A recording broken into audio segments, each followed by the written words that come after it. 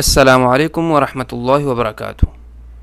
الحمد للہ رب العالمین والصلاة والسلام علی محمد وعلی آلہ واصحابہ اجمعین ومن تبعہم بإحسان الی یوم الدین۔ خلاصہ قرآن کی 7ویں مجلس میں آپ کو خوش آمدید۔ آج ہمارا 7واں پارہ ہے۔ شروع میں اللہ تعالیٰ نے نصارہ کا تذکرہ فرمایا کہ وہ دوستی کے اعتبار سے اہل کتاب میں سے مسلمانوں کے قریب تر ہیں، اور اس کے بعد نصارہ کے حوالے سے یہ بھی بتایا کہ رہبانیت کا ہم نے ان کو حکم نہیں دیا تھا، بلکہ انہوں نے خود ہی اختیار کر لیا تھا۔ اب اس کے بعد ایمان والوں کا تذکرہ فرما کر اللہ تعالیٰ جو سورہ مائدہ میں عہد کا ذکر کیا تھا، اب اس کی تفصیل بتانے جا رہے ہیں۔ تو اللہ تعالیٰ نے قسم کا کفارہ، اسی طرح شراب اور جوئے کی حرمت کا ذکر فرمایا۔ اور اگر ہم غور کریں تو خلافت اسلامیہ کی بربادی کی ایک بڑی وجہ شراب تھی، کہ اس وقت کے علماء نے صرف انگور اور کھجور کی شراب پر حد لازم قرار دی، جبکہ رسول اللہ صلی اللہ علیہ وسلم کا فرمان ہے کل مسکر خمر و کل خمر حرام، کل مسکر خمر و کل مسکر حرام، کہ ہر جو نشاور چیز ہے وہ شراب ہے اور ہر نشاور چیز حرام ہے۔ اس کے بعد احرام والے کے لیے شکار کا حرام ہونا اور شکار کی جزا کا بیان، اور اسی طرح وصیت کے حوالے سے تذکرہ فرمایا۔ اس کے بعد کافر اور مومن حلال رزق اور حرام مال کبھی بھی برابر نہیں ہو سکتے، اور اس کے بعد اس وقت کے دور کا بھی شبہ اور آج کے دور کا بھی شبہ وہ کیا ہے کہ ہم اپنے آباء و اجداد کی پیروی کو نہیں چھوڑیں گے۔ آج کے دور کے مسلمان بھی یہی کہتے ہیں کہ ہمارے آباء و اجداد باپ دادے ایسے ہی مر گئے، وہ کیا اسلام والے نہیں تھے؟ تو اللہ تعالیٰ نے ان کا رد فرمایا کہ آباء و اجداد کی پیروی میں خیر نہیں ہے، بلکہ حق میں ہی خیر ہے۔ آباء و اجداد ہو سکتا ہے کہ ان کے پاس عقل نہ ہو یا ان کے پاس علم نہ ہو۔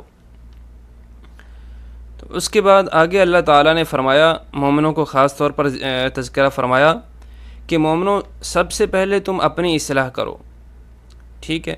لوگوں کی اصلاح کرتے ہوئے، لوگوں کو برائی کا رستہ دکھاتے ہوئے اپنے آپ کو بھول نہ جاؤ، لیکن یہ بات بھی ضروری ہے کہ لوگوں کی اصلاح بھی کرتے رہو۔ بعض لوگوں نے یہ معنی لے لیا ہے کہ بس اپنے آپ کو ہی ٹھیک کرو، لوگ خود ٹھیک ہو جائیں گے۔ تو نیکی کا حکم دینا اور برائی سے روکنا ہر ایک کی ذمہ داری ہے۔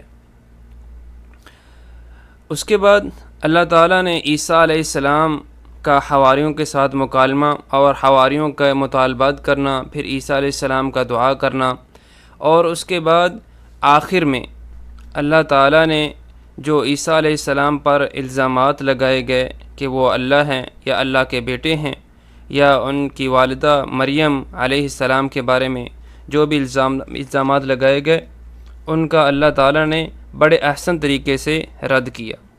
اس کے بعد ایک آیت کا تذکرہ ہے جو کہ عیسیٰ علیہ السلام قیامت والے دن فرمائیں گے، ان تعذبہم فإنہم عبادک وإن تغفر لہم فإنک انت العزیز الحکیم، کہ اگر تو اے اللہ اگر تو ان کو عذاب دے تو یہ تیرے ہی بندے ہیں، اور اگر ان کو تو بخش دے تو غالب اور حکمت والا ہے۔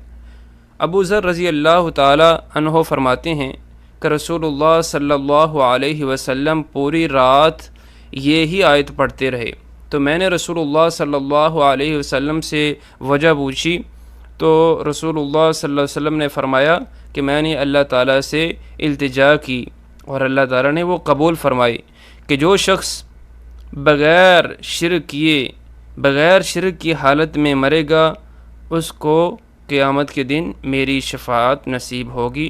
اللہ تعالیٰ ہمیں اہل توحید میں سے بنائے۔ اس کے بعد سورہ انعام شروع ہوتی ہے، اور اس کا موضوع توحید اور نبوت ہے، یعنی پورا توحید کے دلائل عقلی طور پر، نقلی طور پر، اور مشرکین کا رد، اور اس کے بعد نبوت کے دلائل اس میں شامل ہیں۔ شروع میں اللہ تعالیٰ کے حوالے سے ان کے اعتراضات اور ان کے جوابات، رسول اللہ صلی اللہ علیہ وسلم پر اعتراضات اور ان کے جوابات، اور جب مشرکین رب اللہ تعالیٰ کو ہی مانتے ہیں تو ان کو چاہیے کہ وہ اللہ تعالیٰ کی ہی عبادت کریں، مشکلات کے وقت وہ دوسروں کو کیوں پکارتے ہیں، ان کی نام کی نظریں کیوں دیتے ہیں؟ یہ کتنی کم عقلی ہے کہ انسان، یہ کتنی کم عقلی ہے کہ پیدا بھی اللہ تعالیٰ ہی کرے، روزی بھی وہی دے، پھر مانگا غیر سے جائے اور اسے رب کے برابر ٹھہرایا جائے۔ اس کے بعد بعض لوگ اللہ عرش پر نہیں ہے یہ عقیدہ رکھتے ہیں اور یہ سمجھتے ہیں کہ اللہ تعالیٰ ہر جگہ موجود ہے۔ سورہ انعام میں بھی اور اس کے علاوہ 18 جگہ پر اللہ تعالیٰ نے عرش کا تذکرہ فرمایا، اور اس میں سے 8 جگہ پر اللہ تعالیٰ نے یہ تذکرہ فرمایا کہ اللہ تعالیٰ عرش پر مستوی ہے، لیکن اس کے علاوہ ہر جگہ اللہ تعالیٰ علم اور قدرت کے اعتبار سے موجود ہے۔ اس کے بعد اللہ تعالیٰ نے یہ ذکر فرمایا کہ اتنی زیادہ تم اپنی طاقت میں نہ رہو، مشرکین کو خاص طور پر فرمایا، اور ہمیں اس میں نصیحت یہ ہے کہ زیادہ طاقت میں اور گھمنڈ میں نہ رہو، بلکہ تم سے پہلے جو قومیں تھیں وہ تم سے بھی زیادہ طاقتور تھیں، تو اللہ تعالیٰ نے اتنی طاقت کے باوجود ان کو ہلاک کر دیا۔ آج ہم یہ شاید سمجھ رہے ہیں کہ ہمارا دور ترقی یافتہ ہے، ہو سکتا ہے ہمارے سے پہلے کا جو دور تھا وہ اس لحاظ سے ہم سے بھی زیادہ ترقی یافتہ ہو۔ اس کے بعد رسول اللہ صلی اللہ علیہ وسلم کی بات مشرکین سننا پسند بھی نہیں کرتے تھے اور لوگوں کو سننے بھی نہیں دیتے تھے۔ آج کے دور کے اہل بدعت کا بھی یہی حال ہے کہ جب اہل توحید کوئی بات کرے تو اپنے لوگوں کو ان کے پاس جانے سے روک دیتے ہیں اور کہتے ہیں جی ان کی بات نہیں سننی۔ تو معلوم ہوا کہ یہ شروع کے مشرکین کا ہی طریقہ ہے، اور ان کا یہی خیال تھا کہ اگر یہ توحید کی بات انہوں نے سن لی تو ہماری دکانداری بند ہو جائے گی۔ اور ایک قاعدہ اللہ تعالیٰ نے ذکر فرمایا کہ اگر لوگوں کے پاس مال زیادہ ہے اور نافرمانیوں کے باوجود اللہ تعالیٰ ان کو ترقی یافتہ رکھے ہوئے ہے تو وہ ذہن میں رکھیں کہ اللہ تعالیٰ کی پکڑ قریب ہی ہے۔ اس کے بعد اللہ تعالیٰ نے علم غیب کے حوالے سے تذکرہ فرمایا کہ وہ صرف میرے لیے ہی خاص ہے، رسول اللہ صلی اللہ علیہ وسلم کے پاس بھی علم غیب نہیں۔ اس کے بعد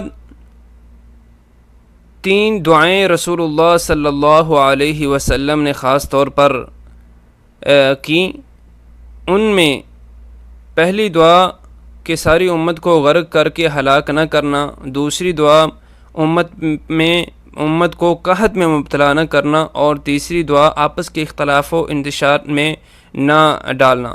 تو رسول اللہ صلی اللہ علیہ وسلم کی پہلی جو دونوں دعائیں تھیں وہ قبول فرما لی گئیں، اور جو آخری دعا تھی وہ اللہ تعالیٰ نے قبول نہیں فرمائی، اور امت میں انتشار اور اختلاف رہے گا۔ اس میں ان لوگوں کا رد ہے جو یہ کہتے ہیں کہ اللہ تعالیٰ کے بندے، اللہ ان کی جو موڑتا نہیں ہماری سنتا نہیں، یا اللہ کا پکڑا چھڑا لے محمد کا پکڑا چھڑا کوئی نہیں سکتا۔ تو یہ ان کا رد ہے کہ اللہ تعالیٰ جس کی چاہے دعا قبول کرتا ہے اور جو نہ چاہے وہ نہیں کرتا، اس میں کوئی نہ کوئی حکمت لازمی ہوتی ہے۔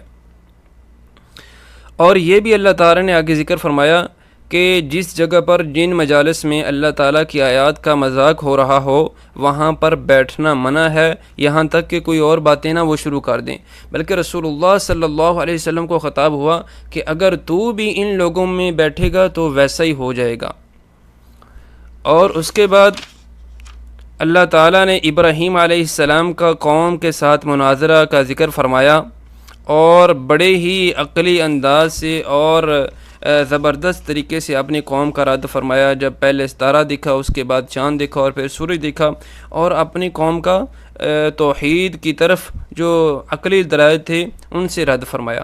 اس کے بعد اللہ تعالیٰ نے تقریباً 18 انبیاء کا ذکر فرمایا۔ 18 انبیاء کا ذکر فرمایا کہ یہ لوگ بھی توحید پرست تھے، اور اگر یہ بھی شرک کرتے یعنی کہ اتنے احسانات کے باوجود تو ہم ان کے اعمال کو بھی ضائع کر دیتے۔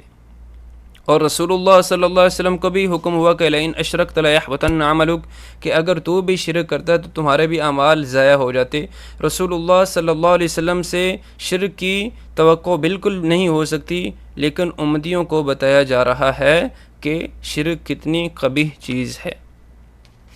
اس کے بعد آخر میں اللہ تعالیٰ نے ایک اہم سد ذرائع بیان کیا ہے، اور وہ ہے کہ جائز کام بڑی خرابی کا باعث ہو تو چھوڑ دینا چاہیے، کہ تم مشرکین کے معبودوں کو برا بلا نہ کہو، تو اگر ایسا کرو گے تو اللہ کو وہ برا بلا کہنا شروع کر دیں گے۔ اسی لیے رسول اللہ صلی اللہ علیہ وسلم نے فرمایا کہ کسی کے والدین کو گالی نہ دو، اور جب یہ تم کام کرو گے تو حقیقت میں تم اپنے والدین کو ہی گالی دے رہے ہو۔ آخر میں انسان کی عادت ہے کہ اپنے ہر کام کو، چاہے وہ حقیقت میں اچھا ہے یا برا، اچھا ہی سمجھتا ہے، لیکن اللہ تعالیٰ نے انسان کو غور و فکر کی صلاحیت دی ہے۔ انسان غور کرے اور عقل کو استعمال کرے تو راہ راست پر آ سکتا ہے۔ تو پوری سورہ انعام میں ہم اگر غور کریں تو بار بار عقل کو اللہ تعالیٰ نے مخاطب کیا ہے، اور مشرکین کے الہوں کی حقیقت بھی بتائی گئی ہے۔ جس کے پاس عقل سلامت ہے وہ ضرور مفید نتائج حاصل کر سکتا ہے۔ واللہ اعلم بالصواب، وصلی اللہ تعالی علی خیر خلق محمد وعلی آلہ واصحابہ اجمعین۔ السلام علیکم ورحمۃ اللہ وبرکاتہ۔ الحمدللہ